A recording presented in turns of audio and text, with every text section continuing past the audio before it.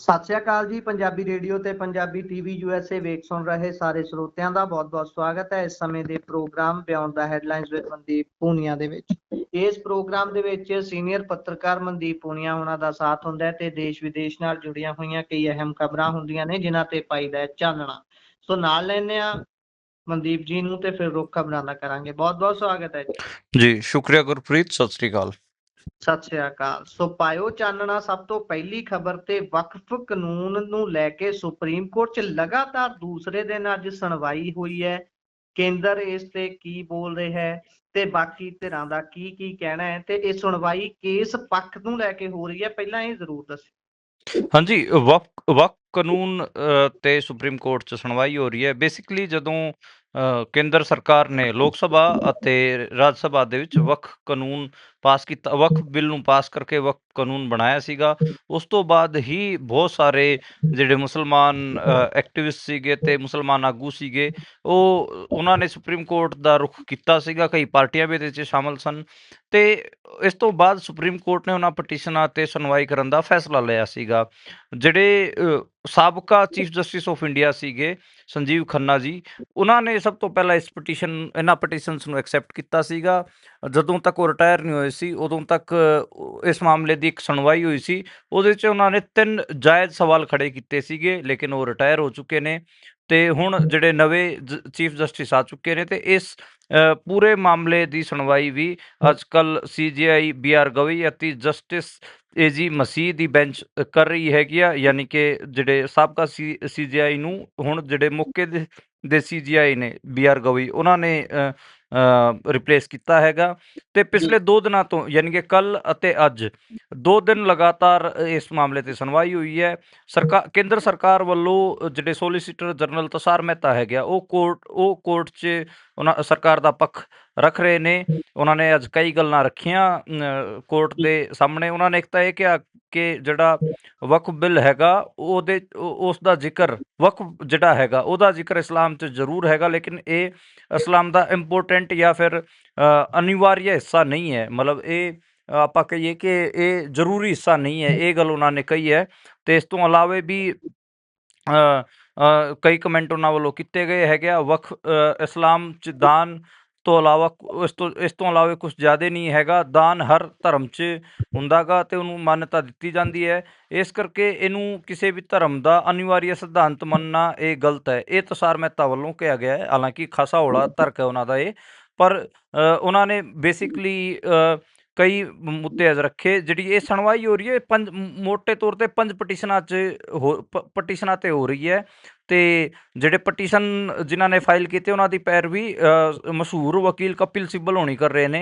ਇਹਨਾਂ ਪਟੀਸ਼ਨਾਂ 'ਚ ਜਿਹੜੇ ਅਸਦੁੱਦੀਨ ਓਵੈਸੀ ਸਾਹਿਬ ਹੈਗੇ ਆ, AIMIM ਦੇ ਸਾਂਸਦ, ਉਹਨਾਂ ਦੀ ਪਟੀਸ਼ਨ ਵੀ ਸ਼ਾਮਲ ਹੈ। ਤੇ ਇਸ ਤੋਂ ਇਲਾਵਾ ਅੱਜ ਸੋਲੀਸਿਟਰ ਜਨਰਲ ਤੁਸ਼ਾਰ ਮਹਿਤਾ ਨੇ ਇਹ ਵੀ ਕਿਹਾ, ਕੋਰਟ ਦੇ ਸਾਹਮਣੇ ਸਰਕਾਰ ਦਾ ਪੱਖ ਰੱਖਦਿਆਂ ਇਹ ਵੀ ਕਿਹਾ ਕਿ ਅਸੀਂ ਜਿਹੜਾ ਇਹ ਬਿੱਲ ਬਣਾਇਆ ਸੀਗਾ ਇਹ ਬਿਨਾਂ ਸੋਚੇ ਸਮਝੇ ਨਹੀਂ ਬਣਾਇਆ ਸੀ। ਇਹਦੇ 'ਚ ਅਸੀਂ JPC ਜੁਆਇੰਟ ਪਾਰਲੀਮੈਂਟਰੀ ਕਮੇਟੀ ਵੀ ਬਣਾਈ ਸੀ, ਜਿਹਦੀ 96 ਬੈਠਕਾਂ ਹੋਈਆਂ ਸੀ ਤੇ ਅਸੀਂ 97 ਲੱਖ ਲੋਕਾਂ ਤੋਂ ਸੁਝਾਅ ਵੀ ਮੰਗੇ ਸੀ ਤੇ ਉਹਨਾਂ ਤੇ ਸੋਚ ਵਿਚਾਰ ਕਰਕੇ ਹੀ ਅਸੀਂ ਇਸ ਬਿੱਲ ਨੂੰ ਡਰਾਫਟ ਕੀਤਾ ਸੀਗਾ। ਕੱਲ ਜਿਹੜਾ ਆਪਾਂ ਨੂੰ ਪਤਾ ਕਿ ਕੱਲ ਕੋਰਟ ਨੇ ਕਿਹਾ ਸੀਗਾ ਕਿ ਮੁਸਲਿਮ ਪੱਖ ਨੂੰ ਕਿਹਾ ਸੀਗਾ, ਕਪਿਲ ਸਿੱਬਲ ਹੋਰਾਂ ਨੂੰ ਕਿਹਾ ਸੀਗਾ ਕਿ ਜੇ ਤੁਸੀਂ ਰਾਹਤ ਚਾਹੁੰਦੇ ਹੋ ਕਿ ਅਸੀਂ ਇਸ ਕਾਨੂੰਨ ਤੇ ਸਟੇ ਲਾਈਏ ਤਾਂ ਫਿਰ ਤੁਸੀਂ ਕੋਈ ਮਜ਼ਬੂਤ ਦਲੀਲਾਂ ਲੈ ਕੇ ਆਓ। ਇਹ ਗੱਲ ਉਹਨਾਂ ਨੇ ਕਹੀ ਸੀਗੀ। ਤੇ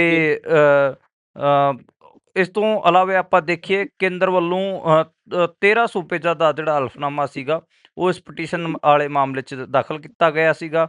13 ਇਹ ਉਦੋਂ ਤੱਕ ਸੰਜੀਵ ਖੰਨਾ ਸਾਹਿਬ ਚੀਫ ਜਸਟਿਸ ਹੁੰਦੇ ਸੀਗੇ, ਪਰ ਖੈਰ ਉਹ ਹੁਣ ਰਿਟਾਇਰ ਹੋ ਚੁੱਕੇ ਨੇ। ਸੰਜੀਵ ਖੰਨੇ ਨੇ ਬਹੁਤ ਟੇਢੇ 3 ਕਮੈਂਟ ਕੀਤੇ ਸੀਗੇ, ਜਿਹੜੇ ਐਕਟਿਵਿਸਟ ਲੋਕ ਸੀਗੇ, ਜਿਹੜੇ ਸਵਾਲ ਉਹ ਚੁੱਕ ਰਹੇ ਸੀ ਉਹ ਸੰਜੀਵ ਖੰਨੇ ਨੇ ਚੁੱਕਤੇ ਸੀਗੇ। ਯਾਨੀ ਕਿ ਉਹਨਾਂ ਦਾ ਜਿਹੜਾ ਟਾਈਮ ਪੀਰੀਅਡ ਸੀ ਉਹ ਬਹੁਤ ਛੋਟਾ ਰਿਹਾ। ਸੰਜੀਵ ਖੰਨਾ ਹੋਣਾ ਦਾ ਦੱਸਿਆ ਜਾਂਦਾ ਕਿ 5-6 ਮਹੀਨੇ ਦਾ ਹੀ ਰਿਹਾ, ਪਰ ਉਹਨਾਂ ਨੂੰ ਇਹ ਮੰਨਿਆ ਗਿਆ ਕਿ ਉਹ ਸਾਇਲੈਂਟ ਰੈਵੋਲੂਸ਼ਨਰੀ ਸੀਗੇ। ਉਹਨਾਂ ਨੇ ਜਿਸ ਹਿਸਾਬ ਤੇ ਕਮੈਂਟ ਵਕਫ ਕਾਨੂੰਨ ਤੇ ਕੀਤੇ ਉਹ ਕੋਈ ਨਹੀਂ ਕਰ ਸਕਦਾ।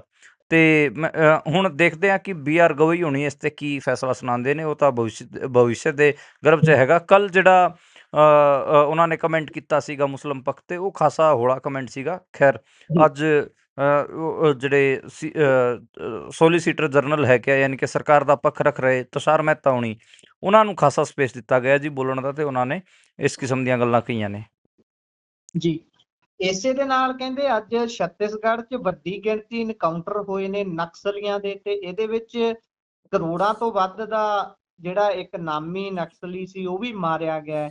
ਪਰ ਇਸ ਦਾ ਨਾਲ ਦੀ ਨਾਲ ਇਹ ਜ਼ਰੂਰ ਸਮਝਾਇਓ ਕਿ ਇਹ ਸੱਚੀ ਨਕਸਲੀ ਨੇ ਸਾਰੇ ਦੇ ਸਾਰੇ, ਜਾਂ ਫਿਰ ਇਹਦੇ ਵਿੱਚ ਕਿੜਬ ਵੀ ਕੱਢੀ ਜਾਂਦੀ ਹੈ। ਦੇਖੋ ਅੱਜ ਜਿਹੜਾ ਐਨਕਾਊਂਟਰ ਹੋਇਆਗਾ, ਜਿਹੜੇ ਐਨਕਾਊਂਟਰ ਅੱਜ ਹੋਏ ਨੇ ਉਹਦੇ 'ਚ ਜਿਹੜਾ ਅਮਿਤ ਸ਼ਾਹ ਹੈਗਾ ਉਹਨੇ ਵੀ ਟਵੀਟ ਕੀਤਾ ਹੈ। ਭਾਰਤ ਦੇ ਗ੍ਰਹਿ ਮੰਤਰੀ ਅਮਿਤ ਸ਼ਾਹ ਉਹਨਾਂ ਨੇ ਅੱਜ ਟਵੀਟ ਕੀਤਾ ਹੈਗਾ, ਤੇ ਉਹਨਾਂ ਨੇ ਇਹ ਕਿਹਾ ਹੈਗਾ ਕਿ ਅਸੀਂ ਅੱਜ ਵੱਡੀ ਸਫਲਤਾ ਨਕਸਲੀਆਂ ਦੇ ਉਲਟ ਹਾਸਲ ਕੀਤੀ ਹੈ। ਉਹਨਾਂ ਨੇ ਇਹ ਦਾਅਵਾ ਕੀਤਾ ਹੈਗਾ ਕਿ ਸੀਪੀਆਈ ਮਾਓਇਸਟ, ਜਿਹੜੀ ਕਿ ਮਾਓਇਸਟਾਂ ਦੀ, ਮਾਓਵਾਦੀਆਂ ਦੀ ਸੈਂਟਰਲ ਪੋਲੀਟੀਕਲ ਆਊਟਫਿਟ ਹੈਗੀ ਆ, ਉਹਦਾ ਜਿਹੜਾ ਜਨਰਲ ਸੈਕਟਰੀ ਸੀ, ਯਾਨੀ ਕਿ ਜਨਰਲ ਸੈਕਟਰੀ ਦਾ ਰੁਤਬਾ ਕਮਿਊਨਿਸਟਾਂ ਦੇ ਵਿੱਚ ਪ੍ਰਧਾਨ ਵਰਗਾ ਹੀ ਹੁੰਦਾ ਗਾ, ਮਤਲਬ ਸਭ ਤੋਂ ਵੱਡੇ ਆਗੂ ਦੇ ਤੌਰ ਤੇ ਹੁੰਦਾ ਗਾ। ਉਹਨਾਂ ਦਾ ਜਨਰਲ ਸੈਕਟਰੀ ਬਸਵਾ ਰਾਜੂ, ਉਹ ਅਸੀਂ ਅੱਜ ਮਾਰਤਾ ਹੈਗਾ। ਬਸਵਾ ਰਾਜੂ ਤੇ 1.5 ਕਰੋੜ ਦਾ 2.5 ਕਰੋੜ ਦਾ ਜਿਹੜਾ ਇਨਾਮ ਸੀਗਾ, ਤੇ ਅੱਜ ਬਸਵਾ ਰਾਜੂ ਨੂੰ ਮਾਰਿਆ ਗਿਆ ਹੈਗਾ। ਇਹ ਖੁਦ ਅਮਿਤ ਸ਼ਾਹ ਨੇ ਟਵੀਟ ਕਰਕੇ ਇਸ ਜਾਣਕਾਰੀ ਰੱਖੀ ਹੈਗੀ ਆ। ਉਹਨਾਂ ਨੇ ਇਹ ਵੀ ਕਿਹਾ ਕਿ ਕਈ ਪੁਲਿਤ ਬਿਊਰੋ ਮੈਂਬਰ ਵੀ ਸੀਗੇ ਉਸ 'ਚ ਜਿਹੜੇ ਮਾਰੇ ਗਏ ਹੈਗੇ ਆ, ਤੇ 27 ਨਕਸਲੀਆਂ ਦੀ ਜਾਣਕਾਰੀ ਦਿੱਤੀ ਗਈ ਹੈਗੀ ਆ ਕਿ ਅਸੀਂ ਮਾਰੇ ਹੈਗੇ ਆ। ਤੇ ਹਜੇ ਵੀ ਦੰਤੇਵਾੜਾ, ਨਾਰਾਇਣਪੁਰ ਅਤੇ ਬੀਜਾਪੁਰ ਜ਼ਿਲ੍ਹੇ ਦੀ ਸਰਹੱਦਾਂ ਤੇ ਮਠਵੇੜ ਚੱਲ ਰਹੀਆਂ ਹੈਗੀਆਂ, ਤੇ ਅਬੂ ਜਮਾੜ ਦੇ ਜੰਗਲਾਂ ਦੇ ਵਿੱਚ ਇਹ ਫਾਇਰਿੰਗ ਜਿਹੜੇ ਸਿਕਿਉਰਿਟੀ ਫੋਰਸਿਸ ਹੈ ਉਹਨਾਂ ਨੇ ਕੀਤੀ ਸੀਗੀ, ਤੇ ਦੱਸਿਆ ਜਾ ਰਿਹਾ ਹੈਗਾ ਕਿ ਉਹਦੇ 'ਚ ਬਸਵਾ ਰਾਜੂ ਮਾਰਿਆ ਗਿਆ ਹੈਗਾ। ਬਸਵਾ ਰਾਜੂ ਦੀ ਇੱਕ ਤਸਵੀਰ ਵੀ ਜਾਰੀ ਕੀਤੀ ਗਈ ਹੈਗੀ ਆ। ਤਕਰੀਬਨ 70 ਸਾਲ ਦੇ ਸੀਗੇ ਬਸਵਾ ਰਾਜੂ, ਆਪਣੇ ਕਾਲਜ ਦਿਨਾਂ ਤੋਂ ਹੀ ਉਹ ਨਕਸਲੀ ਬਣ ਗਏ ਸੀਗੇ। ਤੇ ਇਸ ਤੋਂ ਇਲਾਵਾ 7 ਦਿਨ ਪਹਿਲਾਂ ਵੀ ਪੁਲਿਸ ਨੇ ਉੱਥੇ ਕਰੇਗੁੱਟਾ ਆਪਰੇਸ਼ਨ ਦੀ ਵੀ ਜਾਣਕਾਰੀ ਦਿੱਤੀ ਸੀਗੀ। ਉਹ ਵਾਰੰਗਲ ਯੂਨੀਵਰਸਿਟੀ 'ਚ, ਆਂਧਰ ਪ੍ਰਦੇਸ਼ ਦੇ ਰਹਿਣ ਵਾਲੇ ਸੀਗੇ। ਵਾਰੰਗਲ ਯੂਨੀਵਰਸਿਟੀ 'ਚ ਇੰਜੀਨੀਅਰਿੰਗ ਦੀ ਪੜ੍ਹਾਈ ਉਹਨਾਂ ਨੇ ਕੀਤੀ ਸੀਗੀ, ਤੇ 1980 ਦੇ ਦਹਾਕੇ 'ਚ ਉਹ ਨਕਸਲ ਅੰਦੋਲਨ ਨਾਲ ਜੁੜੇ ਸੀ ਤੇ ਜੰਗਲਾਂ 'ਚ ਨਿਕਲ ਗਏ ਸੀਗੇ।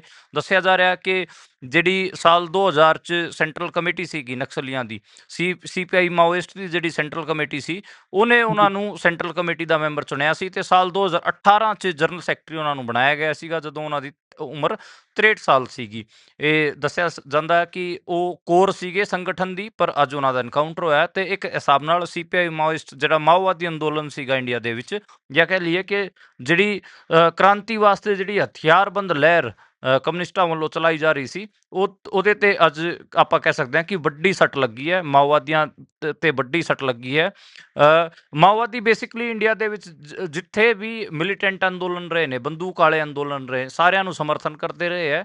ਪੰਜਾਬ 'ਚ ਜਦੋਂ ਮਿਲੀਟੈਂਸੀ ਦਾ ਦੌਰ ਸੀਗਾ, ਉਦੋਂ ਆਪਾਂ ਇਹ ਤਾਂ ਬੜਾ ਸੁਣਦੇ ਹੈਗੇ ਕਾਮਰੇਡ ਵਰਸਿਸ ਖਾਲਿਸਤਾਨੀ, ਇਹ ਬਹੁਤ ਸ਼ਬਦ ਸੁਣਨ 'ਚ ਆਉਂਦਾ ਗਾ। ਪਰ ਤੁਹਾਨੂੰ ਅੱਜ ਹੈਰਾਨੀ ਹੋਊਗੀ, ਜਿਹੜੇ ਜਿਹੜੇ ਪੰਜਾਬ 'ਚ ਜਿਹੜੇ ਲੋਕ ਖਾਲਿਸਤਾਨ ਦੀ ਡਿਮਾਂਡ ਕਰਦੇ ਸੀਗੇ, ਤੇ ਉਹਦੇ 'ਚ ਮਿਲੀਟੈਂਸੀ 'ਚ ਜਿਹੜੇ ਲੋਕ ਸ਼ਾਮਿਲ ਸੀ, ਉਹਨਾਂ ਦੀ ਸਪੋਰਟ ਵੀ ਸੀਪੀਆਈ ਮਾਓਇਸਟ ਕਰਦੀ ਰਹੀ ਹੈ। ਜਿਹੜੇ ਹਥਿਆਰ ਵਾਲੇ ਜਿਹੜੇ ਇਹ ਸੀਗੇ ਜੰਗਲਾਂ ਵਾਲੇ, ਇਹ ਸਪੋਰਟ ਭੇਜਦੇ ਰਹੇ ਹੈ ਖਾਲਿਸਤਾਨੀਆਂ ਨੂੰ ਵੀ, ਤੇ ਇੱਕ ਇਹ ਵੱਡੀ ਗੱਲ ਹੈ ਜੀ।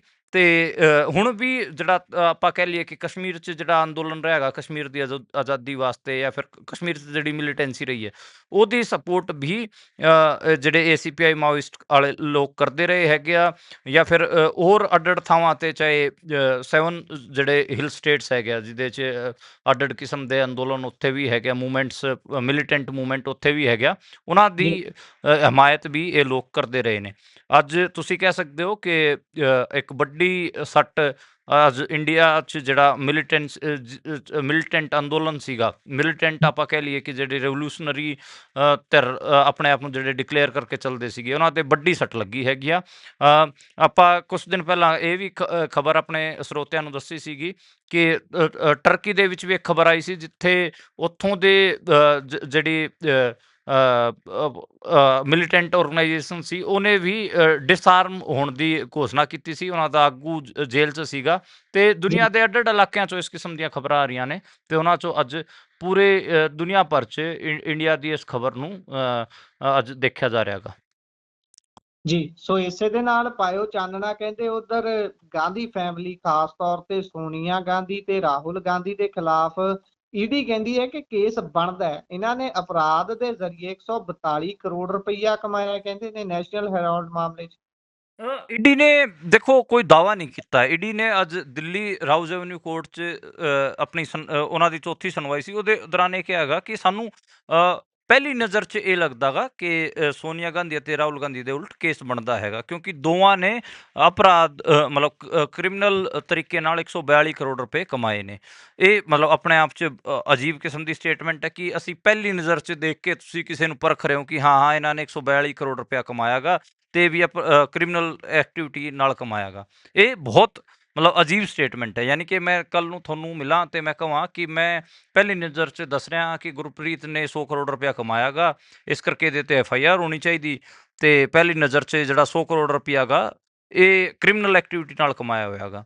ਮਤਲਬ ਤੁਹਾਨੂੰ ਹੱਸੀ ਤਾਂ ਆਊਗੀ, ਪਰ ਕੋਰਟ 'ਚ ਇਹ ਈਡੀ ਨੇ ਦਲੀਲ ਦਿੱਤੀ ਹੈ। ਈਡੀ ਵੱਲੋਂ additional solicitor general SV Raju ਅੱਜ ਅਪੀਲ ਹੋਏ ਸੀਗੇ, ਤੇ ਨਵੰਬਰ 2023 ਤੋਂ ਇਹ ਸਾਰਾ ਘਟਨਾਕ੍ਰਮ ਚੱਲ ਰਿਹਾ ਹੈਗਾ। 751 ਕਰੋੜ ਦੀ ਜਿਹੜੀ ਸੰਪत्ति ਹੈ ਨੈਸ਼ਨਲ ਹੈਰਾਲਡ ਨਾਲ ਜੁੜੀ ਹੋਈ, ਉਹ ਜ਼ਬਤ ਹਜੇ ਤੱਕ ਨਹੀਂ ਕੀਤੀ ਗਈ ਹੈਗੀ ਆ, ਪਰ ਤਕਰੀਬਨ 100 ਕਰੋੜ ਦੇ ਨੇੜੇ ਤੇੜੇ ਦੀ ਸੰਪत्ति ਜ਼ਬਤ ਕੀਤੀ ਜਾ ਚੁੱਕੀ। ਇਹ ਮਾਮਲਾ ਹੈਗਾ ਜੀ 2012 ਤੋਂ ਇਹ ਕੇਸ ਚੱਲ ਰਿਹਾ ਹੈਗਾ। ਬਾਕੀ ਤਾਂ ਮਤਲਬ ਮੈਨੂੰ ਲੱਗਦਾ ਗਾ ਕਿ ਬੜਾ ਅਜੀਬ ਮਾਮਲਾ ਹੈ। ਆਪਾਂ ਪਹਿਲਾਂ ਵੀ ਕਹਿ ਚੁੱਕੇ ਹਾਂ, ਜਿਵੇਂ ਦੋ ਕੇਸਿਸ ਦਾ ਆਪਾਂ ਡਿਫਰੈਂਸ਼ੀਏਟ ਕਰਕੇ ਦੱਸਿਆ ਸੀਗਾ। ਜਿਵੇਂ ਇੱਕ ਰੋਬਰਟ ਵਾਡਰਾ ਜਿਹੜੇ ਪ੍ਰਿਯੰਕਾ ਗਾਂਧੀ ਦੇ ਹਸਬੈਂਡ ਨੇ, ਉਹਨਾਂ ਦਾ ਕੇਸ ਦੱਸਿਆ ਸੀਗਾ ਕਿ ਉਹ ਜੈਨੂਅਨ ਹੈ, ਉਹਨੂੰ ਉਹ ਜੇਲ੍ਹ 'ਚ ਮਤਲਬ ਪਾ ਨਹੀਂ ਰਹੇ, ਬਲਕਿ ਉਹਦੇ ਸਵਾਦ ਲੈ ਰਹੇ ਆ, ਉਹਨੂੰ ਹਾਈਲਾਈਟ ਕਰ ਰਹੇ BJP ਵਾਲੇ। ਜਿਹਦੇ 'ਚ ਮੈਂ ਦੱਸਿਆ ਸੀਗਾ ਕਿਵੇਂ ਹਰਿਆਣੇ ਦੇ ਕਿਸਾਨ ਤੋਂ 3 ਏਕੜ ਜ਼ਮੀਨ ਖਰੀਦ ਕੇ 7 ਕਰੋੜ ਦੀ ਖਰੀਦ ਕੇ 58 ਕਰੋੜ ਦੀ DLF ਨੂੰ ਵੇਚਤੀ ਸੀਗੀ, ਸਿਰਫ ਇੱਕ ਦਿਨ ਦੇ ਅੰਦਰ ਲੈਂਡ ਯੂਜ਼ ਬਦਲਵਾ ਕੇ ਰੋਬਰਟ ਵਾਡਰਾ ਨੇ। ਉਹਦੇ ਤੇ ਕੋਈ ਕਾਰਵਾਈ ਨਹੀਂ ਹੋ ਰਹੀ, ਉਹਨੂੰ ਸਿਰਫ ਪੇਸ਼ੀ ਤੇ ਬੁਲਾ ਲੈਂਦੇ ਨੇ, ਸਵਾਦ ਲੈ ਕੇ ਛੱਡ ਦਿੰਦੇ ਨੇ। ਇੱਥੇ ਇਹ ਜਿਹੜਾ ਨੈਸ਼ਨਲ ਹੈਰਾਲਡ ਵਾਲਾ ਜਿਹੜਾ ਪੂਰਾ ਮਾਮਲਾ ਹੈਗਾ, ਕਿਉਂਕਿ ਨੈਸ਼ਨਲ ਹੈਰਾਲਡ ਆਪਾਂ ਪਹਿਲਾਂ ਦੱਸਿਆ ਹੋਇਆ ਜਵਾਹਰ ਲਾਲ ਨਹਿਰੂ ਨੇ ਆਜ਼ਾਦੀ ਤੋਂ ਪਹਿਲਾਂ ਸ਼ੁਰੂ ਕੀਤਾ ਸੀਗਾ। ਇਹਦੇ 'ਚ ਤਾਂ ਇਸ ਮਰੇ ਹੋਏ ਅਖਬਾਰ ਨੂੰ ਚਲਾਉਣ ਦੀ ਵੀ ਗੱਲ ਹੈ, ਉਹਦੇ ਤੇ ਇਹ ਉਹਨੂੰ ਕਰਪਸ਼ਨ ਦਾ ਕੇਸ ਬਣਾਈ ਜਾਂਦੇ ਨੇ। ਤਾਂ ਤੁਸੀਂ ਆਪ ਹਿਸਾਬ ਲਾਓ ਕਿ ਕਿਸ ਕਿਸਮ ਦਾ ਖੇਲ ਹੁੰਦਾ ਗਾ। ਮਤਲਬ ਬੇਸਿਕਲੀ ਉਹਨਾਂ ਨੂੰ ਪਤਾ ਗਾ ਕਿ ਸਾਨੂੰ ਰੋਬਰਟ ਵਾਡਰਾ ਨੂੰ ਬਦਨਾਮ ਕਰਕੇ, ਜਾਂ ਫਿਰ ਬਦਨਾਮ ਕੀ, ਉਹਨੇ ਤਾਂ ਕ੍ਰਾਈਮ ਕੀਤਾ ਹੋਇਆ, ਉਹਨੂੰ ਜੇਲ੍ਹ 'ਚ ਭੇਜ ਕੇ ਸਾਨੂੰ ਕੁਛ ਨਹੀਂ ਹਾਸਲ ਹੋਣਾ। ਉਹ ਭਾਵੇਂ ਉਹ ਕ੍ਰਿਮੀਨਲ ਹੈ ਜਾਂ ਨਹੀਂ ਹੈ, ਪਰ ਜੇ ਅਸੀਂ ਰਾਹੁਲ ਗਾਂਧੀ ਅਤੇ ਸੋਨੀਆ ਗਾਂਧੀ ਤੇ ਤੋਪ ਚਲਾਈ ਜਾਵਾਂਗੇ ਤਾਂ ਸਾਨੂੰ ਬਹੁਤ ਕੁਛ ਹਾਸਲ ਹੋਣਾ ਗਾ। ਇਹ ਮੈਨੂੰ ਮੋਟਾ ਮੋਟਾ ਇਹਦੇ 'ਚ ਲੱਗਦਾ ਹੈਗਾ। ਉੱਦਾਂ ਰੋਬਰਟ ਵਾਡਰਾ ਪਤਾ ਨਹੀਂ ਕਿਉਂ ਬਾਹਰ ਫਿਰ ਰਿਹਾ ਗਾ। ਉਹਦਾ ਤਾਂ ਬਹੁਤ ਕਲੀਅਰ ਐਂਡ ਕੱਟ ਕੇਸ ਹੈ, ਤੇ ਉਹ ਜੀ ਅਜੇ ਤੱਕ ਉਹਨੂੰ ਜੇਲ੍ਹ ਦੀ ਹਵਾ ਨਹੀਂ ਖਵਾਈ ਗਈ ਹੈ, ਜਿਹੜੇ ਪ੍ਰਿਯੰਕਾ ਗਾਂਧੀ ਦੇ ਜਿਹੜੇ ਹਸਬੈਂਡ ਨੇ। ਜੀ। ਉਧਰ ਸੁਪਰੀਮ ਕੋਰਟ ਨੇ ਹਰਿਆਣਾ ਦੇ ਇੱਕ ਪ੍ਰੋਫੈਸਰ ਨੂੰ, ਜਿਸ ਨੇ ਆਪਰੇਸ਼ਨ ਸਿੰਦੂਰ ਨੂੰ ਲੈ ਕੇ ਇੱਕ ਕਮੈਂਟ ਕੀਤਾ ਸੀ, ਉਸ ਨੂੰ ਜ਼ਮਾਨਤ ਦੇ ਦਿੱਤੀ ਹੈ। ਇੱਕ ਇੰਨਾ ਪੜ੍ਹਿਆ ਲਿਖਿਆ ਨੌਜਵਾਨ ਜਿਹੜਾ ਕਿ ਵਿਦੇਸ਼ ਚੋਂ ਪੜ੍ਹ ਕੇ ਆ ਕੇ ਤੁਹਾਡੇ ਦੇਸ਼ ਦੇ ਵਿੱਚ ਰਹਿ ਰਿਹਾ ਹੈ, ਇੱਥੇ ਰਹਿ ਕੇ ਪੜ੍ਹਾ ਰਿਹਾ ਹੈ, ਤੇ ਦੱਸਿਆ ਜਾ ਰਿਹਾ ਹੈ ਜਦੋਂ ਉਸ ਨੂੰ ਪੇਸ਼ ਕਰਨ ਲਈ ਲੈ ਕੇ ਗਏ, ਉੱਥੇ ਵੀ ਵੱਡੀ ਗਿਣਤੀ ਟੀਚਰ, ਹੋਰ ਪ੍ਰੋਫੈਸਰ ਮੌਜੂਦ ਸਨ, ਕੁਝ ਜਿਹੜੇ ਹੁੰਦੇ ਨੇ ਵਿਦਿਆਰਥੀ ਉਹ ਵੀ ਮੌਜੂਦ ਸੀ। ਇਹ ਸਾਰੇ ਘਟਨਾਕ੍ਰਮ ਤੇ ਪਾਇਓ ਚਾਨਣਾ, ਆਖਿਰਕਾਰ ਕਹਿੰਦੇ ਅੱਜ ਉਸ ਨੂੰ ਜ਼ਮਾਨਤ ਮਿਲੀ ਹੈ। ਹਾਂਜੀ, ਉਹਨਾਂ ਨੂੰ ਇੰਟਰਿਮ ਬੇਲ ਦਿੱਤੀ ਗਈ ਹੈ ਸੁਪਰੀਮ ਕੋਰਟ ਵੱਲੋਂ। ਉਹਨਾਂ ਨੇ ਸੋਸ਼ਲ ਮੀਡੀਆ ਪੋਸਟ ਲਿਖੀ ਸੀ ਆਪਰੇਸ਼ਨ ਸਿੰਦੂਰ ਬਾਰੇ, ਤੇ ਉਹ ਜੇ ਮੈਂ ਉਸ ਪੋਸਟ ਦਾ ਐਨਾਲਿਸਿਸ ਕਰਨਾ ਹੋਵੇ ਕਿ ਉਸ ਪੋਸਟ ਨੂੰ ਤੁਸੀਂ ਕਿਸ ਖਾਤੇ 'ਚ ਰੱਖੋਗੇ, ਹਾਲਾਂਕਿ ਪੁਲਿਸ ਨੇ ਤਾਂ ਉਹਦੇ ਤੇ ਦੇਸ਼ ਧਰੋਹ ਦਾ ਮਾਮਲਾ ਦਰਜ ਕੀਤਾ ਹੈ, ਪਰ ਉਹ ਇੱਕ ਪੈਟਰੋਟਿਕ ਪੋਸਟ ਸੀਗੀ। ਮਤਲਬ ਮੇਰੇ ਵਰਗਾ ਬੰਦਾ, ਮੈਂ ਮਤਲਬ ਬਹੁਤ ਰੈਸ਼ਨਲ ਬੰਦਾ ਗਾ, ਮੈਂ ਇਸ ਕਿਸਮ ਦੀ ਪੋਸਟ ਨਹੀਂ ਕਰਦਾ। ਮੈਂ ਤਾਂ ਉਹ ਬਲਕਿ ਇਹ ਲੱਗਿਆ ਸੀਗਾ ਕਿ ਇਹ ਖਾਮਖਾ ਕਿਉਂ ਦੇਸ਼ ਭਗਤ ਬਣੀ ਜਾ ਰਿਹਾ ਗਾ। ਉਹ ਉਸ 'ਚ ਮਤਲਬ ਇੰਡੀਅਨ ਆਰਮੀ ਦੀ ਤਾਰੀਫ ਸੀਗੀ ਉਸ ਪੋਸਟ ਦੇ ਅੰਦਰ, ਤੇ ਉਸ ਪੋਸਟ ਦੇ ਅੰਦਰ ਪਾਕਿਸਤਾਨ ਨੂੰ ਵੀ ਦਹਿਸ਼ਤਗਰਦਾਂ ਨੂੰ ਪਨਾਹ ਦੇਣ ਵਾਸਤੇ ਲਤਾੜਿਆ ਹੋਇਆ ਸੀ। ਉਸ ਪੋਸਟ 'ਚ ਇਹ ਸਿਰਫ ਇੱਕ ਇੰਟਰਨਲ ਸਿਚੁਏਸ਼ਨ ਬਾਰੇ ਕਮੈਂਟ ਸੀਗਾ ਕਿ ਜਿਹੜਾ ਕਰਨਲ ਸੋਫੀਆ ਕੁਰੈਸ਼ੀ ਵਿਵੇਕਾ ਸਿੰਘ ਨੂੰ ਚਿਹਰਾ ਬਣਾ ਕੇ, ਪ੍ਰੈਸ ਕਾਨਫਰੰਸ ਦਾ ਚਿਹਰਾ ਬਣਾ ਕੇ ਇੱਕ ਚੰਗਾ ਸੰਦੇਸ਼ ਦਿੱਤਾ ਗਿਆ ਹੈਗਾ। ਪਰ ਇਹ ਸਿਰਫ ਜਿਹੜੀ ਇਹ ਸਿਰਫ ਓਪਟਿਕਸ ਨਾ ਰਹਿ ਜਾਵੇ, ਇਹ ਗਰਾਊਂਡ ਤੇ ਵੀ ਲਾਗੂ ਹੋਣਾ ਚਾਹੀਦਾ, ਤੇ ਮੁਲਕ ਧਰਮ ਨਿਰਪੇਖ ਲੱਗਣਾ ਚਾਹੀਦਾ। ਤੇ ਜਿਹੜੇ ਮੁਸਲਮਾਨਾਂ ਨਾਲ ਉਹਨਾਂ ਦੇ ਘਰ ਬੁਲਡੋਜ਼ਰ ਨਾਲ ਢਾਏ ਜਾ ਰਹੇ ਨੇ, ਜਾਂ ਫਿਰ ਉਹਨਾਂ ਦੇ ਮੋਬ ਲਿੰਚਿੰਗਾਂ ਹੋ ਰਹੀਆਂ ਨੇ, ਉਹ ਨਾ ਹੋਣ। ਇਹ ਗੱਲ ਉਹਨਾਂ ਨੇ ਲਿਖੀ ਸੀ। ਇਹਦੇ 'ਚ ਮੈਨੂੰ ਦੱਸੋ ਦੇਸ਼ ਧਰੋਹ ਵਾਲੀ ਗੱਲ ਕਿਹੜੀ ਹੈਗੀ ਆ? ਪਰ ਉਹਨਾਂ ਤੇ ਦੇਸ਼ ਧਰੋਹ ਦਾ ਮੁਕੱਦਮਾ ਦਰਜ ਕੀਤਾ ਗਿਆ। ਇਤਵਾਰ ਨੂੰ ਗ੍ਰੇਟਰ ਕੈਲਾਸ਼ ਤੋਂ, ਦਿੱਲੀ ਦੇ ਗ੍ਰੇਟਰ ਕੈਲਾਸ਼ ਤੋਂ ਉਹਨਾਂ ਨੂੰ ਗ੍ਰਿਫਤਾਰ ਕੀਤਾ ਗਿਆ, ਉਹਨਾਂ ਦੇ ਘਰੋਂ। ਮੈਂ ਤੁਹਾਨੂੰ ਇੱਕ ਗੱਲ ਹੋਰ ਦੱਸਦਾ ਕਿ ਪ੍ਰੋਫੈਸਰ ਅਲੀ ਖਾਨ ਮਹਿਮੂਦਾਬਾਦ ਕੋਈ ਮਤਲਬ ਆਮ ਇਨਸਾਨ ਨਹੀਂ ਹੈਗਾ। ਉਹ ਮਹਿਮੂਦਾਬਾਦ ਦੀ ਜਿਹੜੀ ਰਿਆਸਤ ਹੈ ਉਹਦਾ ਨਵਾਬ ਵੀ ਹੈਗਾ, ਉਹਦਾ ਕਿੰਗ ਵੀ ਹੈਗਾ। ਤੁਸੀਂ ਆਪ ਹਿਸਾਬ ਲਾਓ ਕਿ ਮੁਸਲਮਾਨ ਅਲੀਟ ਤੁਸੀਂ ਕਹਿ ਸਕਦੇ ਹੋ, ਹਜ਼ਾਰਾਂ ਕਰੋੜ ਦੀ ਆਪਾਂ ਕਹਿ ਲਈਏ ਕਿ ਪ੍ਰੋਪਰਟੀ ਦਾ ਵਾਰਿਸ ਹੈਗਾ। ਤੇ ਜਿਹੜੀ ਅਸ਼ੋਕਾ ਯੂਨੀਵਰਸਿਟੀ ਹੈ ਉਹਨੂੰ ਦੁਨੀਆ ਭਰ 'ਚ ਪ੍ਰੈਸਟੀਜੀਅਸ ਯੂਨੀਵਰਸਿਟੀ ਮੰਨਿਆ ਜਾਂਦਾ ਗਾ। ਤੇ ਜੀ ਉਹਦਾ ਉਹ ਪੋਲੀਟੀਕਲ ਸਾਇੰਸ ਦੇ ਡਿਪਾਰਟਮੈਂਟ ਦਾ ਹੈਡ ਹੈ ਬੰਦਾ। ਤੇ ਵਿਦੇਸ਼ਾਂ 'ਚੋਂ ਬਹੁਤ ਸੋਹਣੀ ਐਜੂਕੇਸ਼ਨ ਉਹ ਪ੍ਰਾਪਤ ਕਰਕੇ ਆਇਆ ਹੈਗਾ। ਯਾਨੀ ਕਿ ਜੇ ਤੁਸੀਂ ਮੁਸਲਮਾਨ ਹੋ, ਭਾਵੇਂ ਤੁਸੀਂ ਕਿੰਨੇ ਹੀ ਅਮੀਰ ਹੋ, ਅਲੀਟ ਹੋ, ਤਾਂ ਵੀ ਤੁਸੀਂ ਸੁਰੱਖਿਅਤ ਨਹੀਂ ਹੋ। ਤੁਸੀਂ ਆਪਣੀ ਜੇ ਓਪੀਨੀਅਨ ਰੱਖੋਗੇ, ਕੋਈ ਐਨਾਲਿਸਿਸ ਸੋਸ਼ਲ ਮੀਡੀਆ ਤੇ ਪਾਓਗੇ ਤਾਂ ਤੁਹਾਨੂੰ ਗ੍ਰਿਫਤਾਰ ਕੀਤਾ ਜਾ ਸਕਦਾ। ਐਡਾ ਘਟੀਆ ਕਿਸਮ ਦਾ ਇਹ ਮਾਮਲਾ ਹੈਗਾ। ਖੈਰ ਅੱਜ ਸੁਪਰੀਮ ਕੋਰਟ ਨੇ ਉਹਨਾਂ ਨੂੰ ਇੰਟਰਿਮ ਬੇਲ ਦੇ ਦਿੱਤੀ ਹੈ। NHRC ਨੇ ਵੀ ਉਸ ਤੇ ਬਿਆਨ ਜਾਰੀ ਕੀਤਾ ਹੈ ਤੇ ਹਰਿਆਣਾ ਪੁਲਿਸ ਨੂੰ ਕਿਹਾ ਹੈਗਾ ਕਿ 7 ਦਿਨਾਂ ਅੰਦਰ ਇਸ ਮਾਮਲੇ ਤੇ ਰਿਪੋਰਟ ਉਹ ਭੇਜਣ। ਬੜਾ ਮਤਲਬ ਅਜੀਬ ਲੱਗ ਰਿਹਾ ਇਸ ਖਬਰ ਬਾਰੇ ਆਪਾਂ ਕਿਉਂ ਗੱਲ ਕਰ ਰਹੇ ਹਾਂ, ਕਿਉਂਕਿ ਤੁਸੀਂ ਆਪ ਸੋਸ਼ਲ ਮੀਡੀਆ ਪੋਸਟ ਨੂੰ ਪੜ੍ਹ ਲਓਗੇ ਤਾਂ ਤੁਹਾਨੂੰ ਲੱਗੂਗਾ ਕਿ ਇਹ ਤਾਂ ਗ੍ਰਿਫਤਾਰੀ ਦਾ ਕੋਈ ਮਤਲਬ ਇਹਦੇ ਤਾਂ ਕੋਈ ਕੇਸ ਹੀ ਨਹੀਂ ਬਣਦਾ। ਇਸ ਬੰਦੇ ਨੇ ਤਾਂ ਬਹੁਤ ਸੋਹਣੀ ਗੱਲ ਲਿਖੀ ਹੈ, ਪਰ ਕਿਉਂਕਿ ਉਹ ਮੁਸਲਮਾਨ ਸੀਗਾ ਇਸ ਕਰਕੇ ਉਸ ਦੀ ਸੋਹਣੀ ਗੱਲ ਤੇ ਵੀ ਰਾਈਟ ਵਿੰਗ ਵਾਲੇ ਜਿਹੜੇ ਬੰਦੇ ਨੇ ਜਿਨ੍ਹਾਂ ਨੇ ਕੇਸ ਕੀਤਾ, ਇੱਕ ਤਾਂ BJP ਯੁਵਾ ਮੋਰਚੇ ਦਾ ਅਧਿਅਕਸ਼ ਹੈਗਾ ਤੇ ਇੱਕ ਰੇਨੂ ਭਾਟੀਆ ਜਿਹੜੀ ਹਰਿਆਣਾ ਮਹਿਲਾ ਆਯੋਗ ਦੀ ਅਧਿਅਕਸ਼ ਹੈਗੀ ਆ। ਤੇ ਉਹਨਾਂ ਦੋਵਾਂ ਨੇ ਕਿਹਾ ਕਿ ਅਸੀਂ ਤਾਂ ਇਸ ਦੀ ਪੋਸਟ ਤੋਂ ਓਫੈਂਡ ਫੀਲ ਕੀਤਾ ਅਸੀਂ, ਇਸ ਕਰਕੇ ਅਸੀਂ ਕੇਸ ਕਰ ਰਹੇ ਹਾਂ। ਤੇ ਉਹਦੇ ਦੇਸ਼ ਧਰੋਹ ਤੱਕ ਦਾ ਮੁਕੱਦਮਾ ਉਹਦੇ ਤੇ ਦਰਜ ਕਰ ਦਿੱਤਾ ਗਿਆ ਹੈਗਾ ਤੇ ਅੱਜ ਰਾਤ ਨੂੰ ਉਹ ਸੋਨੀਪਤ ਜੇਲ੍ਹ ਤੋਂ ਬਾਹਰ ਆਣਗੇ। ਜੀ ਸੋ ਇਹ ਤਾਂ ਹਾਲ ਹੈ ਇਸ ਦੇਸ਼ ਦਾ। ਇੱਥੇ ਜੇ ਤੁਸੀਂ ਆਪਣਾ ਵਿਚਾਰ ਵੀ ਰੱਖਣਾ ਚਾਹੁੰਦੇ ਹੋ ਕਿ ਨਹੀਂ ਭਾਈ ਆਪਾਂ ਇਦਾਂ ਨਹੀਂ ਇਦਾਂ ਕਰ ਲਈਏ, ਉਹ ਵੀ ਬਸ ਰਾਈਟ ਵਿੰਗ ਦੀ ਨਜ਼ਰ 'ਚ ਚੜ੍ਹਨ ਵਾਲੀ ਗੱਲ ਆ। ਬਸ ਇੱਕ ਵਾਰੀ ਤੁਹਾਡੀ ਗੱਲ ਨਜ਼ਰ 'ਚ ਚੜ੍ਹ ਗਈ ਤਾਂ ਬਸ ਚੱਕ ਫੱਟੇ ਦਿੰਦੇ ਨੇ। ਉਧਰ ਜਦੋਂ ਇਹਨਾਂ ਦੇ ਹੀ ਇੱਕ ਮੰਤਰੀ ਦੇ ਵੱਲੋਂ ਭੱਦੀ ਸ਼ਬਦਾਵਲੀ ਵਰਤੀ ਗਈ ਉਹ ਕੁਰੈਸ਼ੀ ਦੇ ਲਈ, ਤਾਂ ਉਸ ਸਮੇਂ ਤਾਂ ਕਹਿੰਦੇ ਵੀ 14 ਦਿਨ ਤੱਕ ਇਹਦੀ ਜਾਂਚ ਹੋਊਗੀ, ਉਸ ਤੋਂ ਬਾਅਦ ਕੁਝ ਕੀਤਾ ਜਾ ਸਕਦਾ। ਇੱਥੇ 1 ਮਿੰਟ ਲਾਉਂਦੇ ਨੇ ਚੱਕਣ ਦੇ ਲਈ, ਜਿਹਨੂੰ ਚੱਕਣਾ। ਇਹ ਫੇਰ ਕਾਣੀ ਵੰਡ ਤਾਂ ਇੱਥੇ ਸਾਹਮਣੇ ਆ ਗਈ ਨਾ। ਹੁਣ ਅੱਗੇ ਚੱਲੀਏ ਅਗਲੀ ਖਬਰ ਦੇ ਵੱਲ, ਤਾਂ ਕਹਿੰਦੇ ਗੁਜਰਾਤ ਦੇ ਵਿੱਚ 7 ਕਰੋਨਾ ਦੇ ਨਵੇਂ ਕੇਸ ਸਾਹਮਣੇ ਆਏ ਨੇ। ਇਹ ਫੇਰ ਤੋਂ ਲੱਗਦਾ ਮੂੰਹਾਂ ਤੇ ਛਿੱਕਲੀ ਲਵਾਊ ਕੰਮ ਐਤਕੀ। ਦੇਖੋ ਸਿੰਗਾਪੁਰ 'ਚ ਜਿਸ ਹਿਸਾਬ ਨਾਲ ਕਰੋਨਾ ਦੇ ਕੇਸ ਵਧੇ ਨੇ, ਉਹਦਾ ਅਸਰ ਇਹ ਹੈ ਕਿ ਜਿਹੜਾ ਈਸਟਰਨ ਜਿਹੜੇ ਮੁਲਕ ਨੇ, ਖਾਸ ਕਰ ਥਾਈਲੈਂਡ, ਚਾਈਨਾ, ਉਹਦੇ 'ਚ ਵੀ ਹਾਈ ਅਲਰਟ ਹੈਗਾ। ਉਹ ਵੀ ਲਗਾਤਾਰ ਟਰੈਕ ਕਰ ਰਹੇ ਨੇ ਤੇ ਇੰਡੀਆ ਵੀ ਐਕਸਟਰਾ ਇਸ ਤੇ ਹੁਣ ਸਤਰਕ ਦਿਖ ਰਿਹਾ ਹੈਗਾ। ਅਹਿਮਦਾਬਾਦ ਦੇ ਵਿੱਚ 97 ਪੋਜ਼ੀਟਿਵ ਕੇਸ ਆਏ ਹੈਗੇ ਆ। ਉਹਦੇ 'ਚ 2 ਸਾਲ ਦੀ ਬੱਚੀ ਤੋਂ ਲੈ ਕੇ 72 ਸਾਲ ਦਾ ਜਿਹੜਾ ਬਜ਼ੁਰਗ ਹੈ ਉਹ ਵੀ ਸ਼ਾਮਲ ਹੈਗਾ। ਤਕਰੀਬਨ ਅੱਜ ਦੱਸਿਆ ਜਾ ਰਿਹਾ ਹੈਗਾ ਕਿ ਮੁਲਕ 'ਚ 257 ਐਕਟਿਵ ਕੇਸ ਹੈਗੇ ਆ ਕਰੋਨਾ ਦੇ, ਜਿਹਦੇ 'ਚ ਸਭ ਤੋਂ ਜ਼ਿਆਦਾ ਕੇਰਲ 'ਚ ਹੈਗੇ। ਕੇਰਲਾ 'ਚ 95 ਪੋਜ਼ੀਟਿਵ ਕੇਸ ਨੇ, ਤਾਮਿਲਨਾਡੂ 'ਚ 66 ਨੇ, ਮਹਾਰਾਸ਼ਟਰ 'ਚ 56 ਨੇ, ਕਰਨਾਟਕਾ 'ਚ 13 ਐਕਟਿਵ ਕੇਸ ਨੇ ਜਿਹੜੇ ਕਿ ਆਪਾਂ ਕਹੀਏ ਕਿ ਕਰੋਨਾ ਦੇ ਹੈਗੇ ਆ। ਹਰਿਆਣੇ 'ਚ ਵੀ ਇੱਕ ਹੈਗਾ, ਦਿੱਲੀ 'ਚ 5 ਨੇ, ਰਾਜਸਥਾਨ 'ਚ 2 ਨੇ, ਪੰਜਾਬ 'ਚ ਕੋਈ ਜਾਣਕਾਰੀ ਅਵੇਲੇਬਲ ਹੈ ਨਹੀਂ। ਯਾਨੀ ਕਿ ਇਸ ਤੋਂ ਬਾਅਦ ਹੀ ਜਿਹੜਾ ਏਸ਼ੀਅਨ ਜਿਹੜੇ ਮੁਲਕ ਨੇ ਉਹਨਾਂ 'ਚ ਹਲਚਲ ਆਪਾਂ ਦੇਖ ਰਹੇ ਹਾਂ। ਸਿੰਗਾਪੁਰ 'ਚ ਤਾਂ 14,000 ਕੇਸ ਹੋ ਚੁੱਕੇ ਨੇ ਕਰੋਨਾ ਦੇ।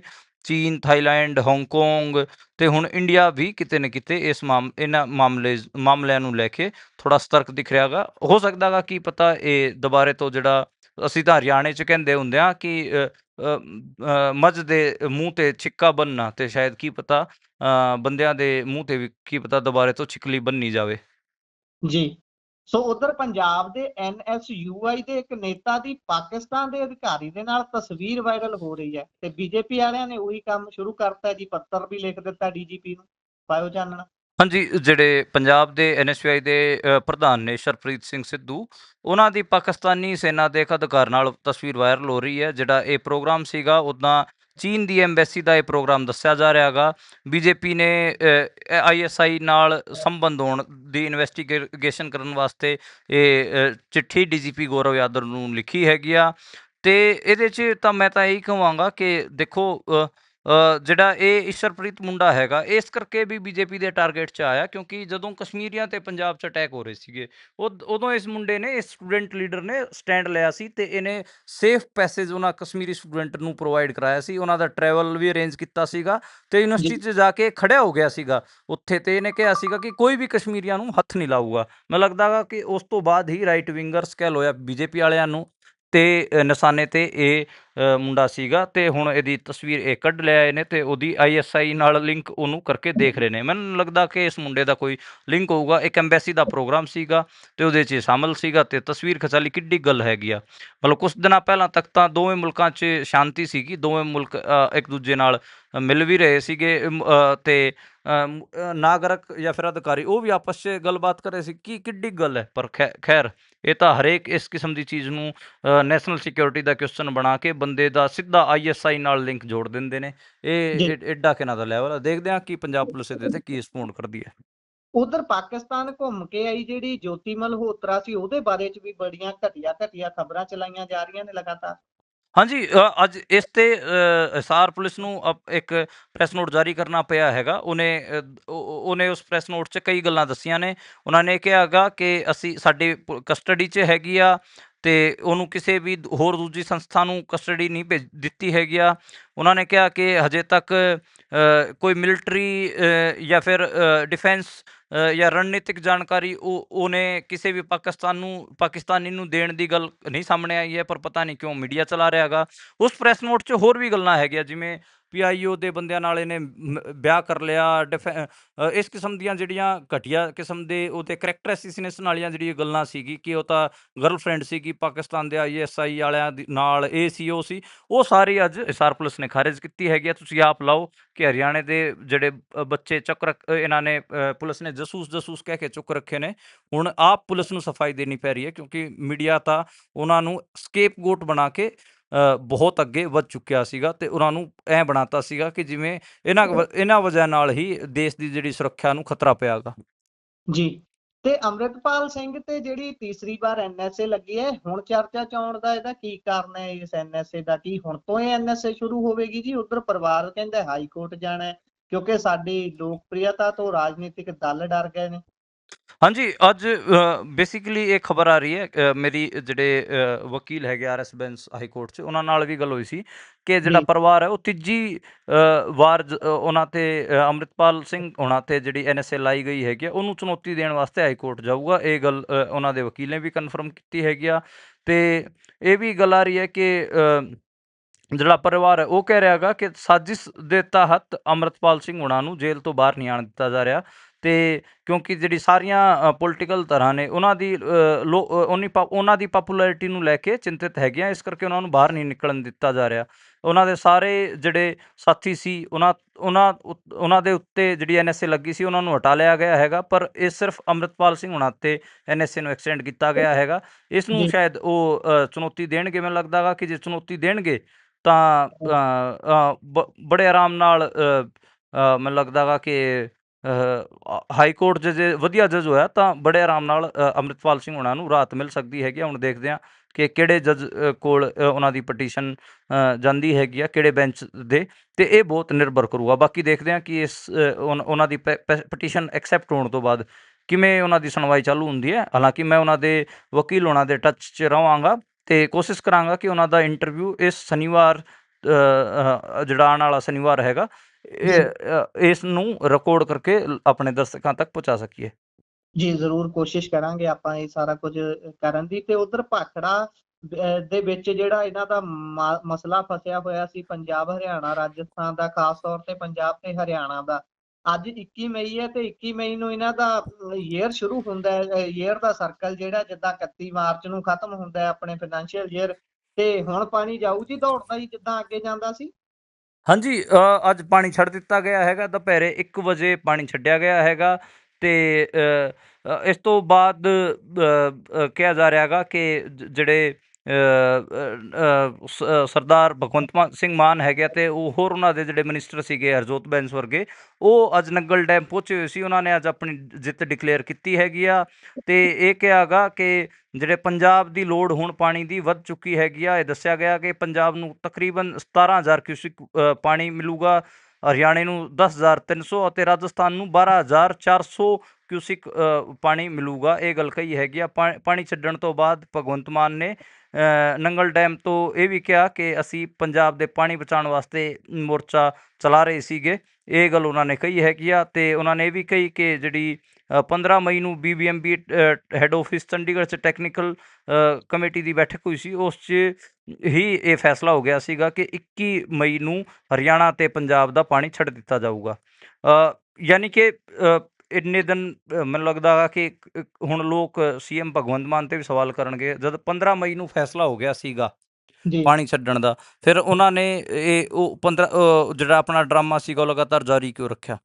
ਇਹ ਕੁਝ ਸਵਾਲ ਹੋਣਗੇ। ਕਿਉਂ ਉਹਨਾਂ ਨੇ ਮਤਲਬ ਕੀ ਸਿਰਫ ਕਿਸਾਨ ਯੂਨੀਅਨਾਂ ਨੂੰ ਟਾਰਗੇਟ ਕਰਨ ਵਾਸਤੇ ਇਹ ਡਰਾਮਾ ਕੀਤਾ ਗਿਆ ਸੀਗਾ? ਕਿਉਂਕਿ ਜਦੋਂ ਵੀ ਉਹ ਉੱਥੇ ਮੋਰਚੇ 'ਤੇ ਗਏ ਨੇ, ਉਹਨਾਂ ਨੇ ਜਿਹੜੇ ਲੋਕ ਪੰਜਾਬ ਦੀ ਲੜਾਈ ਲੜ ਰਹੇ ਨੇ ਅੱਡ-ਅੱਡ ਮਾਮਲਿਆਂ 'ਤੇ, ਕਿਸਾਨ ਯੂਨੀਅਨ ਵਾਲੇ ਹੋ ਗਏ, ਪਾਣੀ ਮੋਰਚੇ ਵਾਲੇ ਹੋ ਗਏ, ਹੋਰ ਹੋ ਗਏ, ਉਹਨਾਂ ਨੂੰ ਟਾਰਗੇਟ ਉੱਥੋਂ ਕੀਤਾ ਗਿਆ ਸੀਗਾ। ਅਤੇ ਜੀ ਹੁਣ ਪਾਣੀ ਛੱਡ ਦਿੱਤਾ ਗਿਆ ਹੈਗਾ। ਇਹ ਤਾਂ ਮਤਲਬ ਜੇ ਲੜਾਈ ਲੜਨੀ ਸੀਗੀ ਤਾਂ ਫਿਰ ਇਸ ਨੂੰ ਕਿਸੇ ਸਿਰੇ ਚੜ੍ਹਾਉਣਾ ਸੀਗਾ। ਉਹ ਸਿਰੇ ਮੈਨੂੰ ਲੱਗਦਾ ਗਾ ਕਿ ਨਹੀਂ ਚੜ੍ਹੀ ਆ ਲੜਾਈ। ਅਤੇ ਦੇਖਦੇ ਹਾਂ ਅੱਗੇ ਬਣਦਾ ਕੀ ਹੈ। ਅਤੇ ਇਹ ਕਿਹਾ ਗਿਆ ਕਿ ਅਸੀਂ ਅਗਲੇ ਸਾਲ ਦੀ 21 ਮਈ ਤੱਕ ਹੀ ਪਾਣੀ ਛੱਡਾਂਗੇ।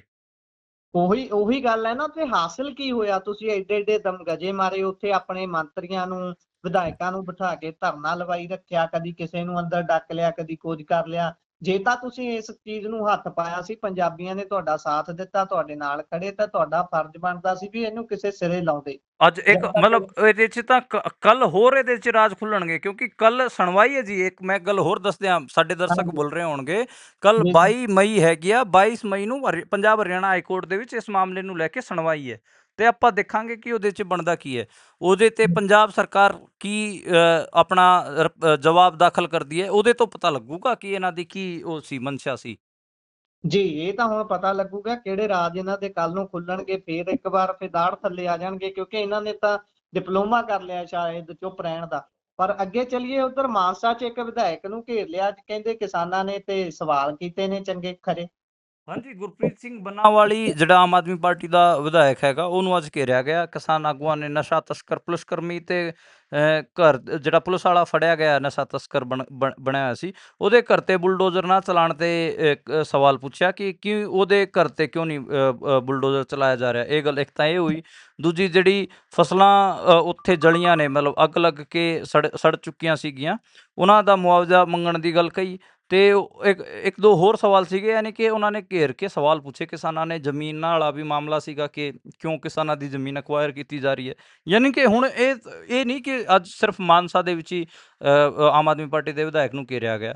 ਹੌਲੀ ਹੌਲੀ ਤੁਸੀਂ ਦੇਖਿਓ, ਕਿਸਾਨ ਹਰ ਥਾਵਾਂ 'ਤੇ ਹਰ ਕਿਤੇ ਕਿਤੇ ਨਾ ਕਿਤੇ ਆਮ ਆਦਮੀ ਪਾਰਟੀ ਦੇ ਵਿਧਾਇਕਾਂ ਨੂੰ ਘੇਰਣਗੇ, ਕਿਉਂਕਿ ਮਸਲਾ ਹੀ ਇੰਨਾ ਉਲਝਿਆ ਹੈ ਕਿਸਾਨਾਂ ਦਾ। ਭਾਰਤਮਾਲਾ ਵਾਲਾ ਪ੍ਰੋਜੈਕਟ ਵਾਲਾ ਆਪਾਂ ਨੂੰ ਪਤਾ ਜ਼ਮੀਨਾਂ ਵਾਲਾ ਮਾਮਲਾ ਹੈਗਾ, ਕਿਸਾਨਾਂ ਦਾ ਮੁਆਵਜ਼ੇ ਵਾਲੀ ਲੜਾਈ ਤਾਂ ਚੱਲਦੀ ਰਹਿੰਦੀ ਹੈਗੀ ਆ। ਅਤੇ ਪਿੱਛੇ ਜਿਹੜਾ ਧਰਨਾ ਚੁਕਾਇਆ ਸੀ MSP ਕਾਨੂੰਨ ਵਾਲਾ, ਉਹ ਵਾਲੇ ਵੀ ਮੁੱਦੇ ਨੇ। ਯਾਨੀ ਕਿ ਹਰ ਪਾਸੇ ਕਿਸਾਨਾਂ ਵਾਲੇ ਮਾਮਲੇ 'ਚ ਤਾਂ ਆਮ ਆਦਮੀ ਪਾਰਟੀ ਘਿਰ ਕੇ ਖੜੀ ਹੋਈ ਹੈ। ਜੀ, ਉਧਰ ਕਹਿੰਦੇ ਅਕਾਲ ਤਖਤ ਸਾਹਿਬ ਤੇ ਅੱਜ ਇੱਕ ਵਾਰ ਮੁੜ ਤੋਂ ਇਕੱਠ ਹੁੰਦਾ ਹੈ, ਤੇ ਖਾਸ ਤੌਰ ਤੇ ਰਣਜੀਤ ਸਿੰਘ ਢੱਡਰੀਆਂ ਵਾਲਾ ਪੇਸ਼ ਹੁੰਦਾ ਹੈ। ਤੇ ਉੱਥੇ ਗੜਗੱਜ ਸਾਹਿਬ ਨੇ ਉੱਤੋਂ ਫਸੀਲ ਤੋਂ ਖੜ ਕੇ ਗੱਲਾਂ ਆਖੀਆਂ, ਤੇ ਥੱਲੇ ਉਹਨਾਂ ਨੇ ਖੜਿਆ ਰਣਜੀਤ ਸਿੰਘ ਢੱਡਰੀਆਂ ਵਾਲਿਆਂ ਨੇ ਉਹਨਾਂ ਨੂੰ ਸਵੀਕਾਰ ਕਰਦਿਆਂ ਹੋਇਆਂ ਮਾਫੀ ਮੰਗ ਲਈ ਹੈ, ਤੇ ਹੁਣ ਬਹਾਲੀ ਹੋ ਗਈ ਹੈ ਜੀ ਉਹਨਾਂ ਦੀ ਸਿੱਖ ਕੌਮ ਦੇ ਵਿੱਚ ਪੂਰੇ ਤਰੀਕੇ ਨਾਲ। ਹਾਂਜੀ, ਇਹ ਅੱਜ ਦੇਖ ਰਹੇ ਸੀ ਅਸੀਂ ਵੀ। ਅਤੇ ਮੈਨੂੰ ਲੱਗਦਾ ਕਿ ਦੇਖੋ, ਇਹਦੇ 'ਚ ਦੋ ਪਰਸਪੈਕਟਿਵ ਨੇ। ਸਿੱਖਾਂ 'ਚ ਦੋ ਕਿਸਮ ਜਿਹੜੇ ਸਿੱਖ ਬੁੱਧੀਜੀਵੀ ਨੇ, ਦੋ ਧੜਿਆਂ 'ਚ ਵੰਡੇ ਹੋਏ ਨੇ ਇਸ ਮਾਮਲੇ ਨੂੰ ਲੈ ਕੇ। ਇੱਕ ਧੜਾ ਇਹ ਕਹਿ ਰਿਹਾ ਹੈਗਾ ਕਿ ਜਿਹੜੇ ਸ੍ਰੀ ਅਕਾਲ ਤਖਤ ਸਾਹਿਬ ਗੁਰੂ ਬਖਸ਼ਿੰਦ ਨੇ, ਅਤੇ ਉਹ ਜਿਹੜਾ ਵੀ ਸ੍ਰੀ ਅਕਾਲ ਤਖਤ ਸਾਹਿਬ 'ਤੇ ਆਉਂਦਾ ਹੈਗਾ ਅਤੇ ਆਪਣੀ ਗਲਤੀਆਂ ਸਵੀਕਾਰ ਕਰਦਾ ਹੈਗਾ, ਅਤੇ ਉਹਨੂੰ ਸਜ਼ਾ ਲਾ ਕੇ ਫਿਰ ਉਹਨੂੰ ਬਖਸ਼ ਦਿੱਤਾ ਜਾਂਦਾ ਹੈ, ਉਹ ਜੇ ਆਪਣੇ ਅਪਰਾਧ ਕਬੂਲ ਕਰਦਾ ਹੈਗਾ। ਇੱਕ ਤਾਂ ਉਹ ਧੜਾ ਹੈਗਾ। ਦੂਜਾ ਧੜਾ ਇਹ ਕਹਿ ਰਿਹਾ ਹੈਗਾ ਕਿ ਤੁਸੀਂ ਮਤਲਬ ਕੁਛ ਵੀ ਉਲਟ ਪੁਲਟ ਸਿੱਖਾਂ ਦੇ ਉਲਟ ਕੰਮ ਕਰਦੇ ਰਹੋ, ਸਿੱਖੀ ਦੇ ਉਲਟ ਕੰਮ ਕਰਦੇ ਰਹੋ, ਬਾਅਦ 'ਚ ਜਾ ਕੇ ਮਾਫੀ ਮੰਗ ਲਓ। ਇਹ ਕੀ ਗੱਲ ਹੋਈ? ਬਾਅਦ 'ਚ ਫਿਰ ਕੌਮ 'ਚ ਦੁਬਾਰੇ ਤੁਹਾਨੂੰ ਬਹਾਲ ਕਰ ਦਿੱਤਾ ਜਾਂਦਾ। ਇਹ ਦੋ ਧੜਿਆਂ 'ਚ ਕਿਤੇ ਨਾ ਕਿਤੇ ਵੰਡਿਆ ਹੋਇਆ ਹੈਗਾ ਪੂਰਾ ਮਾਮਲਾ। ਇਹ ਵੀ ਮੰਨਿਆ ਜਾ ਰਿਹਾ, ਅੱਜ ਢੱਡਰੀਆਂ ਵਾਲੇ ਨੇ ਜਿਹੜੇ ਆਪਾਂ ਕਹਿ ਲਏ ਕਿ ਉੱਥੇ ਆਪਣੀ ਲਿਖਿਤ ਮਾਫੀਨਾਮਾ ਵੀ ਉੱਥੇ ਲਿਖਿਤ 'ਚ ਦਿੱਤਾ ਹੈਗਾ, ਬਾਅਦ 'ਚ ਮਾਫੀ ਖੜ ਕੇ ਮੰਗੀ ਵੀ ਹੈਗੀ ਆ ਥੱਲੇ ਖੜ ਕੇ। ਅਤੇ ਹੁਣ ਦੇਖਦੇ ਹਾਂ ਕਿ ਬਣਦਾ ਕੀ ਹੈ। ਪਰ ਉਹਨਾਂ ਨੇ ਜਿਹੜੇ ਬਿਆਨ ਦਿੱਤੇ ਸੀ, ਉਹ ਤਾਂ ਆਪਾਂ ਨੂੰ ਸਾਰਿਆਂ ਨੂੰ ਪਤਾ ਹੈ ਕਿ ਉਹ ਸਿੱਖੀ ਦੇ ਹੱਕ 'ਚ ਨਹੀਂ ਸੀਗੇ।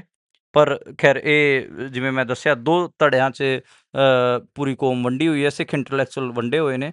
ਉਹ ਬਾਦਲ ਸੁਖਬੀਰ ਬਾਦਲ ਨੂੰ ਜਿਹੜੀ ਸਜ਼ਾ ਦਿੱਤੀ ਗਈ ਸੀ ਉਹਦੇ ਬਾਰੇ ਵੀ 2 ਕਿਸਮ ਦੇ ਪਰਸਪੈਕਟਿਵ ਸੀਗੇ। ਇਸ ਮਾਮਲੇ 'ਚ ਵੀ 2 ਕਿਸਮ ਦੇ ਪਰਸਪੈਕਟਿਵ ਹੁਣ ਆਪਾਂ ਨੂੰ ਸੁਣਨ 'ਚ ਮਿਲ ਰਹੇ ਨੇ। ਬਾਕੀ ਜੇ ਜੀ ਤੁਸੀਂ ਇਹਦੇ 'ਚ ਐਡ ਕਰਨਾ ਚਾਹੋ ਤਾਂ ਕਰ ਸਕਦੇ ਹੋ। ਜੀ ਨਹੀਂ, ਆਮ ਤੌਰ ਤੇ ਮੰਨਿਆ ਜਾਂਦਾ ਹੈ ਕਿ ਜਦੋਂ ਅਕਾਲ ਤਖ਼ਤ ਸਾਹਿਬ ਦੇ ਫਸੀਲ ਤੋਂ ਕੋਈ ਗੱਲ ਹੁੰਦੀ ਹੈ ਤਾਂ ਉਸ ਦੇ ਵਿੱਚ ਜ਼ਿਆਦਾ ਟੀਕਾ ਟਿੱਪਣੀ ਨਹੀਂ ਕੀਤੀ ਜਾ ਸਕਦੀ। ਹਾਂ, ਉਸ ਦੇ ਵਿੱਚ ਆਪਾਂ ਇਹ ਕਹਿ ਸਕਦੇ ਹਾਂ ਕਿ ਇੱਥੋਂ ਆ, ਪਰ ਆਪਾਂ ਡਿਕਟੇਟ ਜਾਂ ਕਹਿ ਲਈਏ ਵੀ ਉਹਨਾਂ ਨੂੰ ਕਹੀਏ ਵੀ ਐਂ ਹੀ ਚੱਲਣਾ, ਉਹ ਨਹੀਂ ਆਪਾਂ ਕਰ ਸਕਦੇ। ਚਲੋ ਠੀਕ ਹੈ, ਜੋ ਕੁਝ ਵੀ ਹੋਇਆ ਅੱਗੇ ਵਾਸਤੇ। ਵੈਸੇ ਵੀ ਗੱਲ ਇਹੀ ਕੀਤੀ ਜਾਂਦੀ ਹੈ, ਸਿਧਾਂਤ ਵੀ ਇਹੀ ਕਹਿੰਦਾ ਹੈ ਕਿ ਏਕੇ ਦੇ ਵਿੱਚ ਹੀ ਬਲ ਹੈ ਤੇ ਏਕਾ ਕਿਵੇਂ ਕਰਨਾ ਹੈ ਇਸ ਦੀ ਹਮੇਸ਼ਾ ਬਾਤ ਪੈਂਦੀ ਰਹਿਣੀ ਚਾਹੀਦੀ ਹੈ। ਪ੍ਰੋਗਰਾਮ ਦਾ ਸਮਾਂ ਆਪਣਾ ਇੱਥੇ ਹੀ ਸਮਾਪਤ ਹੁੰਦਾ ਮਨਦੀਪ ਜੀ। ਤੋ ਤੁਸੀਂ ਖਬਰਾਂ ਤੇ ਚਾਨਣਾ ਪਾਇਆ, ਬਹੁਤ ਬਹੁਤ ਧੰਨਵਾਦ। ਸਾਡੇ ਸਰੋਤਿਆਂ ਦਾ ਵੀ ਬਹੁਤ ਬਹੁਤ ਧੰਨਵਾਦ ਜਿਹੜੇ ਜੁੜੇ ਤੇ ਉਹਨਾਂ ਨੇ ਪ੍ਰੋਗਰਾਮ ਸੁਣਿਆ। ਕਿਵੇਂ ਲੱਗਿਆ ਤੁਹਾਨੂੰ ਪ੍ਰੋਗਰਾਮ? ਤੁਸੀਂ ਆਪਣੇ ਵਿਚਾਰ ਰਾਏ ਟਿੱਪਣੀਆਂ ਸਾਡੇ ਨਾਲ ਸਾਂਝੇ ਕਰ ਸਕਦੇ ਹੋ। ਜੁੜੇ ਰਹੋ ਪੰਜਾਬੀ ਰੇਡੀਓ ਤੇ ਪੰਜਾਬੀ ਟੀਵੀ USA ਦੇ ਨਾਲ। ਪ੍ਰੋਗਰਾਮਾਂ ਦੀ ਲਗਾਤਾਰਤਾ ਇਸੇ ਤਰ੍ਹਾਂ ਬਰਕਰਾਰ ਰਹੇ। ਧੰਨਵਾਦ। ਸਤਿ ਸ਼੍ਰੀ ਅਕਾਲ। ਸਤਿ ਸ਼੍ਰੀ ਅਕਾਲ ਜੀ।